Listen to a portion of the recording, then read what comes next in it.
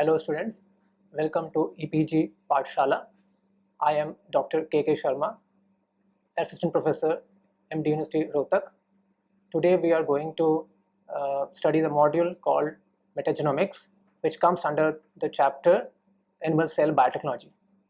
The objective of the modules are first is the timeline between the Leeuwenhoek and the modern era of genomics, and next one will be studying about the unculturability of the microbes. Third will be looking into the reason for unculturability. Then we'll be also looking into the method of studying metagenomics.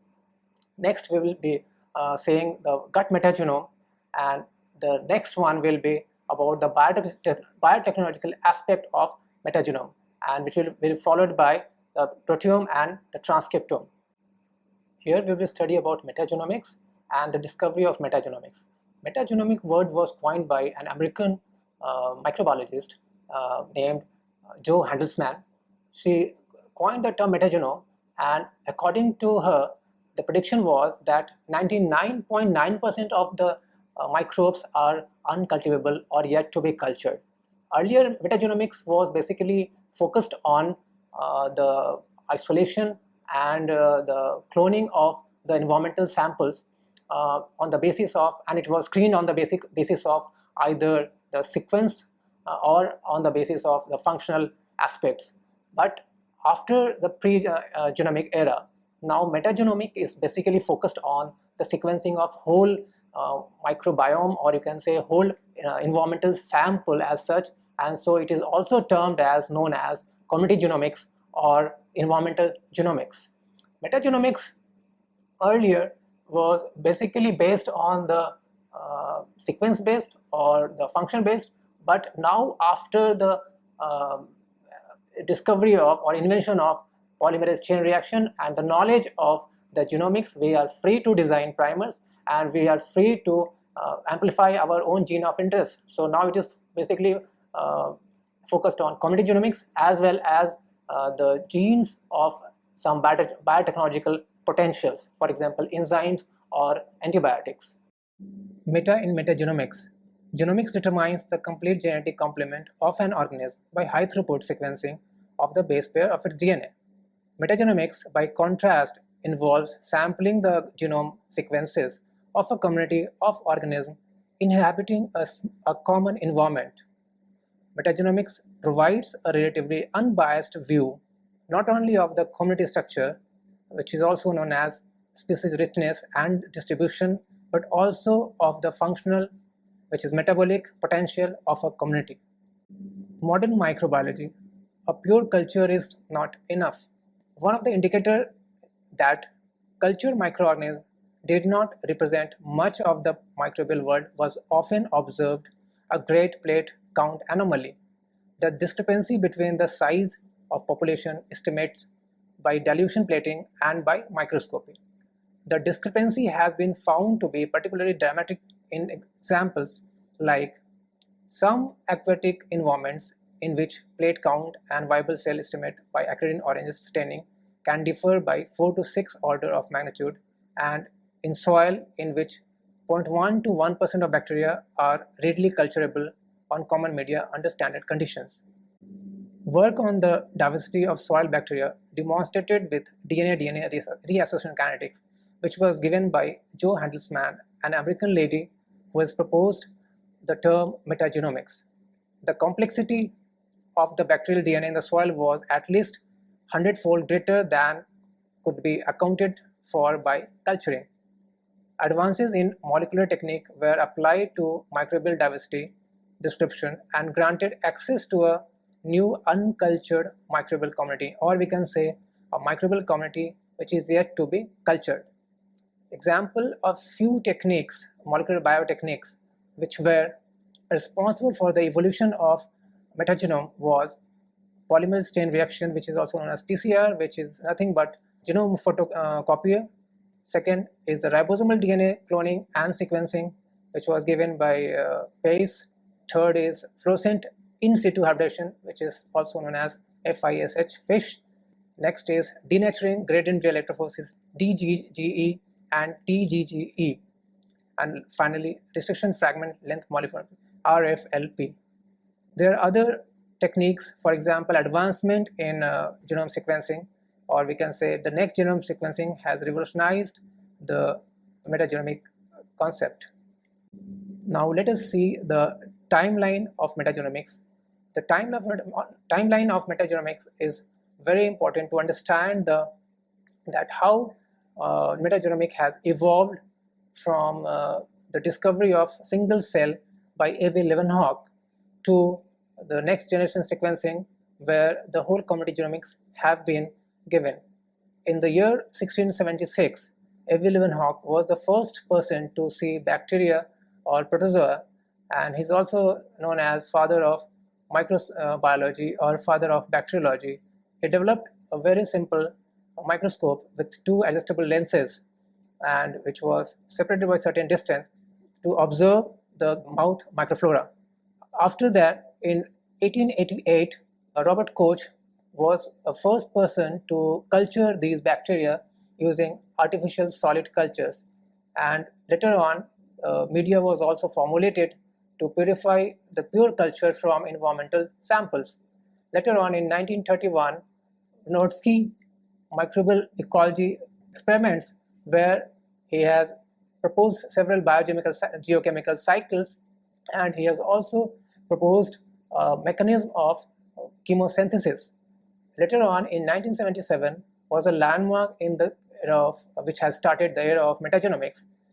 This was the discovery of 16S ribosomal DNA sequencing method given by Carl Woese, and in the same era, Frederick Sanger, in the year 1977, he has developed the method of DNA sequencing using dideoxy method. The period of Sanger and Carl Woese has revolutionized the people to think about the community genomics and to think about the microbes which are yet to be cultured or which were very recalcitrant to the cultivation techniques. Later on in 1980, Torvix was the first person to isolate DNA from the environmental sample and to digest the sample successfully. And in the year 1983, Kary Mullis invented a PCR or a thermocycler, which has again revolutionized the era of metagenomics by amplifying environmental sample using conserved ribosomal DNA primers. Later on in 1990, Giovandin et al. Performed the first microbial community study by using 16S ribosomal DNA sequencing. In year 1998, Joe Handelsman was the first one to coin this term metagenome, which was later on in 2005 by the first next generation sequencing machine released by the Roche, started the metagenome of community samples. In the year 2006 and 2008, different sequencers were evolved. Technology was further developed so that it could be applied for the human gut samples, and first human gut metabolome sample was sequenced. In the year 2008, Human Microbiome Project published the total metabiome of a human. From the year 2005 to year 2017, a lot of work has been done on gut metagenome and environmental metagenome by the help of next generation sequencing techniques. The advancement in next generation sequencing has further improved the learning of the environmental samples, and it was also the reduction in the cost of sequencing which has inspired the people to work on the environmental samples, and which has further evolved the study in the metagenomics topic. Reason for unculturability of the environmental sample. In nature, microbes has different requirement. They need a different environment, pressure, temperature, which we can't mimic in artificial system in the lab in a petri plate, or we can't develop a media which is universal for each and every microbes present in the nature. So that is the reason we can't culture all the microbes present in the environment. So this is one of the reasons. In nature, the microbes go under regular succession, as we have seen in ecology, which is not possible in a petri plate or in artificial media, and the different component, different factors which are they may be known, they may be unknown, which we can't mimic in an artificial system. Moreover, we don't know the exact quorum sensing mechanism that might be followed by the microbes in the nature. They may interact among themselves through some chemical signaling which we don't know. The product of one microbe may be the subset of another microbe. These are also unknown. So that is the reason we are not able to culture a microbe in artificial system. Now let us see how to do metagenome, how to culture metagenome. The only way to know the genomic constituent or the microbe in the nature is to collect the total DNA from the environmental sample. We can isolate total DNA from the environmental sample, and we take a vector and we make a shotgun library or meta library. That library is transformed into a competent cell which is of E. coli, any strain of E. coli depending on the vector type, and the vector also depends on our application, whether it has to be plasmid vector or cosmid vector or a Fosmid vector. We can also choose a back vector. If you want a high molecular weight genomic DNA which is needed in back end or the Fosmid vector, we need to run the gel we need to do pulse fill gel electrophoresis to isolate high molecular weight DNA. But if we want community DNA, we want to do ribosomal RNA sequencing for taxonomic study of a particular ecosystem or particular niche, then small molecular weight DNA can also work well. So we need to take DNA, partially digest it, ligate into a vector and clone it and transform into an E. coli, and that E. coli can be further screened depending on the application. We want to isolate the plasmid and sequence it, or we want to do functional screening using a substrate in a petri plate. Methods of sequencing metagenome. First of all, the community DNA has to be isolated. The isolated DNA is further purified with the help of different methods. The purified DNA is further digested with the help of restriction enzyme, or it can be sonicated, or it can be fragmented. The fragmented DNA is cloned into or ligated into a selected vector. It can be puck vector or any cosmid vector or a plasmid vector.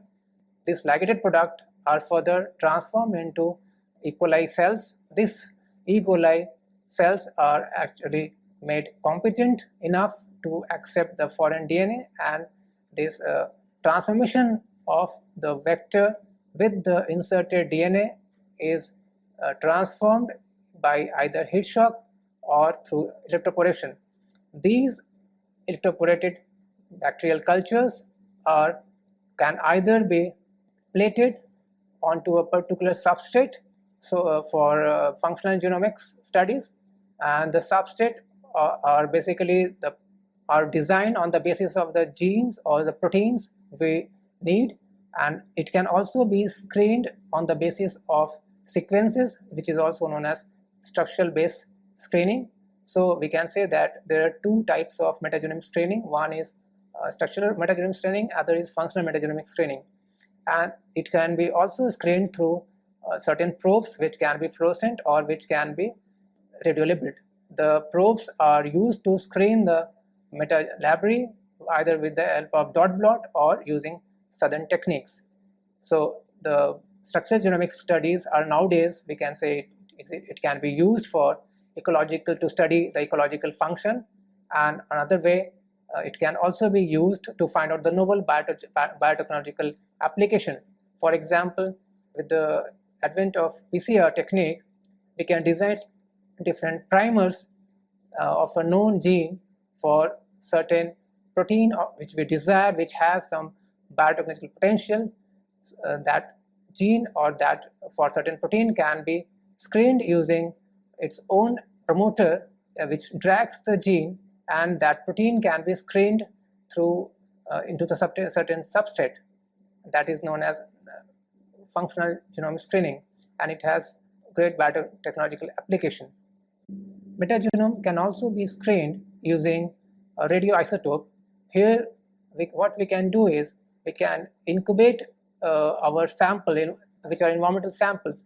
These samples are incubated with the help of radio-labeled substrate, and these substrates are later on fixed with the help of cryosectioning, and this fixed sample followed by cryosectioning are further hybridized with the help of probes which can be radio-labeled. These radio-labeled probes are further helps in the identification of the environmental samples with the help of fish microarchaeoradiography, or we can use isotope array method. Here in isotope array method, radio-labeled substrate are incubated with the environmental sample and RNA is extracted. This total RNA is further fluorescent labeled with the help of certain fluorescent probe, and they are hybridized to the array of different genomic DNA, and these hybridized array can be either fluorescent or it can be radio labeled, and which can be studied with the help of radioactivity or fluorescence techniques. The method has been given by Dumont and Morrell, which was published in Nature Review Microbiology in 2005.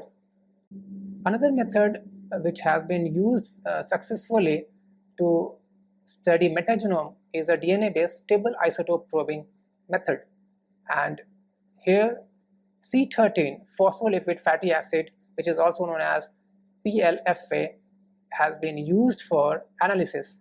Here what people have done is C13 radiolabeled substrate is injected into a container containing environmental samples, and they are enriched for a few days. Later on, the sample is harvested and total DNA is extracted. This DNA is known as the meta-DNA. This harvested DNA are put into the centrifuge and tube, and they are separated on the basis of their molecular weight. This heavy DNA are isolated with the DNA isolation techniques, which is commonly known. Through these techniques, pure DNA, which is a meta-DNA, is isolated, and later on with the help of PCR, phylogenetic study can be done, or with the help of microarray, transcriptome studies can be also done. People have also used this PLFA analysis technique to study the taxonomy, which is also known as chemotaxonomy. So a lot of work has been done on the chemotaxonomy of the metagenome with the help of DNA-based label isotope probing, which is also known as SIP method. Then what are the challenges in metagenomic study? Metagenomic studies has a lot of challenges. The first challenge in metagenomic study is getting a pure DNA. So isolating DNA from environmental sample always comes up with some contaminants, like it can have a lot of humic acid or fulvic acid, humine, which are basically the product of plant debris. It can also have product of or byproduct of animal debris and certain metal ions and some clay material. It can have a lot of humic substances, and these substances can be inhibitory in nature. The next challenge of metagenomic study is high throughput screening of metagenomic library. After cloning of the environmental sample, or you can say after shotgun library preparation, the major hurdle comes with the screening of this shotgun library, because either one can screen through manual method, which takes a lot of time in studying each and every clone to find out the gene of interest, or one can look into advanced technique, which is also known as the high throughput screening of meta library. Several methods have been proposed for high throughput screening, but it needs a lot of technical input and lot of molecular biology knowledge. Next challenge in metagenomic study is a functional metagenomic analysis.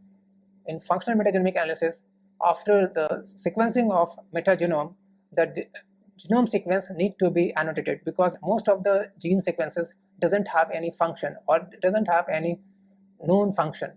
So lot of computer software has to be developed, and the microbiologist or a biotechnologist need to be associated with the computer person to understand the software, so that the data can be further analyzed and annotated to know the possible function of the sequence analyzed.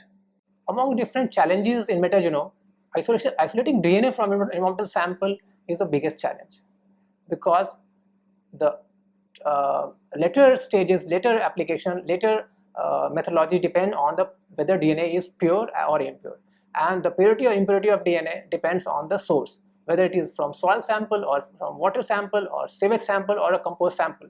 So a lot of papers, lot of publication have been seen in the past 10 to 15 years. The first one started in 1980 when Tosby published a paper where he isolated environmental DNA and digested successfully with the help of this enzyme, and from there the era of metagenome started. So DNA isolation is very challenging.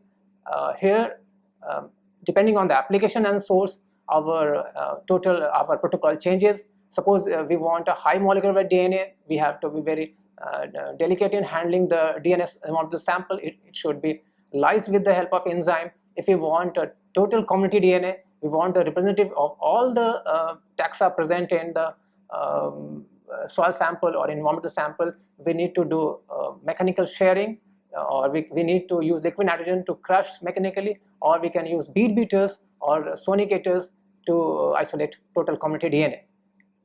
Then later stage, this is the first stage. Then the later stage, we also need to take care while purification, and in between we can use the same method used for bacterial or fungal DNA with slight modification. But in the later stage, we need to purify the DNA either using divalent metal ions. A lot of divalent metal ions and charcoals have been used, and followed by the passing to some membrane called hydroxyapatite membrane. A lot of commercial kits, they use a membrane based purification technique to purify the environmental sample, which can be used for PCR or for registration digestion, which are eventually used for cloning purposes. As I had already mentioned about the inhibitors in our previous slide, some of the inhibitors which are very common in soil metagenome is humic acid, fulvic acid, humine, metal ions, polysaccharides, and salts. A lot of metal ions and salts are present in the soil, which actually act as an inhibitor with the DNA sample, which further inhibits the downstream processing in the case of DNA digestion or in the case of PCR. It tells about basically the quality of the DNA sample, and we can see in the picture, it is a picture of metagenome sampled soil DNA sample from termite nest and forest soil, which shows the purity of the DNA, which is clear in the gel picture. Plasmid method library preparation is one of the method to ligate our environmental sample after digestion to prepare the library, so that this library can be screened with different method, which I had already explained in my earlier slides. This slide clearly shows about the zone of hydrolysis of certain hydrolytic enzymes which were screened through metagenome screening. For the analysis of, or for the screening of, we can say of industrial enzyme, there are certain parameters which should be taken care of. For example, activity of enzyme or stability of the enzyme, and specificity of the enzyme, and the efficiency of the enzyme. The stability of the enzyme plays a major role in the screening parameter, where the pH stability and the solvent stability has to be taken care of. Similarly, Fosmid meta library can also be prepared, which is normally prepared nowadays to get the whole set of representative DNA. These representative DNA normally we don't get from the plasmid library. Here the only hurdle is to get a high molecular weight DNA which can be isolated through different methods. So after the isolation of DNA, we run a gel. It can be pulse field gel, electrophoresis gel, or we can use agarose gel, and we isolate the DNA, we elute the DNA from the gel of our desired size, and it is further purified it and modified it before it has to be ligated into any vector. Now come to the another challenge of metagenome, and that is a high throughput screening method. We can say it takes a lot of time to screen thousands and thousands of clone from any meta library. So people has proposed a different high throughput method. One very common, very popular method is an SciGex method. SciGex is known as, we can expand SciGex as substrate induced gene expression method. In SciGex method, we design a vector called operand trap vector with a GFP as a fluorescent marker, and we trap our promoter, and GFP is induced with the help of some catabolic inducers, and it has been used for some catabolic gene or some inducible gene like polyphenol oxidases or lacases and some other enzymes. Another method is the TRACA method, where transposomes are trapped in this method. So it is transposome mediated method to screen high throughput, to do high throughput scanning. In the case of SciGex method, we take help of flow cytometry. So flow cytometry is used, FACS is used to screen induced promoter, a gene, induced gene, and it is further retrieved through the flow cytometry cell using detector, and it can be further cloned into a petri dish. We are going to study about gut metagenome. Gut metagenome came into the picture after the discovery of, or we can say after the paper published by Gill et al. In 2006 in the journal called Science, where they had done the metagenomic analysis of human distal gut microbiome. We know that the insects and animals they have different food habits. They basically survive on the lignocellulosic substrate, for example, cellulose or hemicellulose like xylem. So, but it has been found that the insects and, like for example, termites and moths, as well as ruminant and semi-ruminant animals, they don't have the enzyme called xylanase or cellulases to break this high energy bond. So how do they assimilate, how do they digest these foods? They have a gut microflora rich in enzyme which can produce, rich in enzyme called xylanases, different types of xylanases, different types of cellulases, and polyphenol oxidases. We can break this lignocellulosic substrate into the simpler form. Very interesting metagenomic study was reported earlier, that what people did, they did the gut metabolome studies. They sequenced the whole microbial genome from human gut, and they got very interesting results. They found that the total number of cell present, bacterial cell or microbial cell present in the gut, is 10 times more than the our own human cell. And taking together the genome, total genome of the bacterial metagenome of bacterial cell, they are around 1,000-fold, or we can say not 1,000-fold, but it's 100-fold more than the human genome. So it means that most of our function, human function, metabolic functions are done with the help of microbes. So microbes act as a, gut microbes act as a organ. So there is an organs concept with the gut microbe. Most of our function, like vitamin synthesis of some vitamins, or even people have found that the reason for obesity is also the gene is not present in human, but it is due to the type of microflora. So after metagenome, they found that our gut is rich in certain firmicutes or some other gamma proteobacteria. The result of the gut metagenome suggests that our microbiome has significantly enriched metabolism of glycans, amino acids, and xenobiotics, methanogenesis, and 2-methyl-D-erythryl 4-phosphate pathway, mediated biosynthesis of vitamins and isoprenoid. Comparisons of the distal gut microbiota of genetically obese mice and their lean littermates, as well as those of obese and lean human volunteers, have revealed that obesity is associated with the challenges in relative abundance of two dominant bacterial divisions, the bacteroids and firmicutes. The interesting result was that obese microbiome has an increased capacity to harvest energy from the diet. The composition of gut microbiome depends on age, diet, and pathologic state.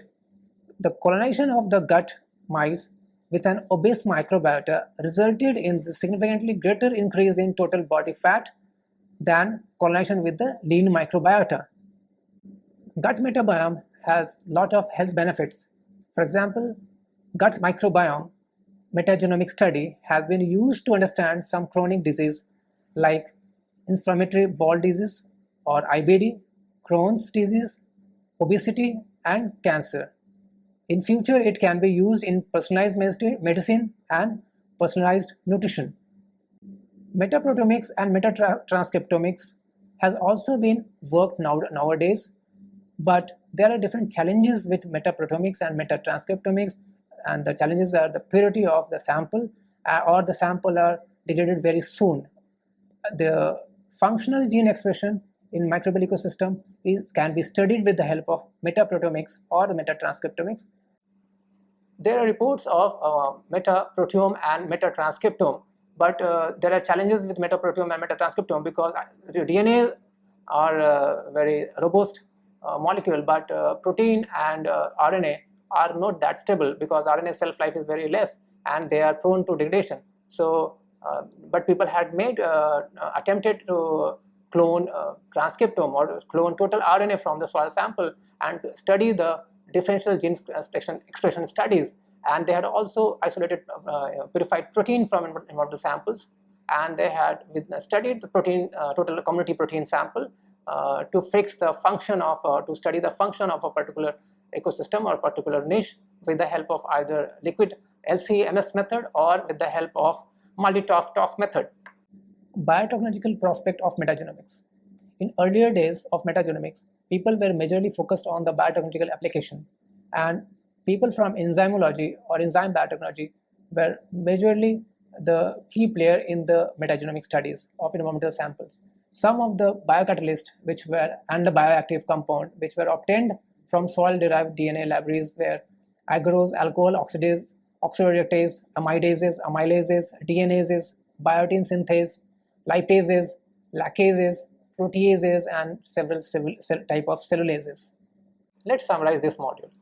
So the metagenome starts from the pre-genomic era to the post-genomic era, and a lot of challenges has been seen that need to be addressed while working on metagenome. We had found that first challenge is the DNA isolation, then cloning into a particular vector and its screening, or we can say it's high throughput screening is another challenge.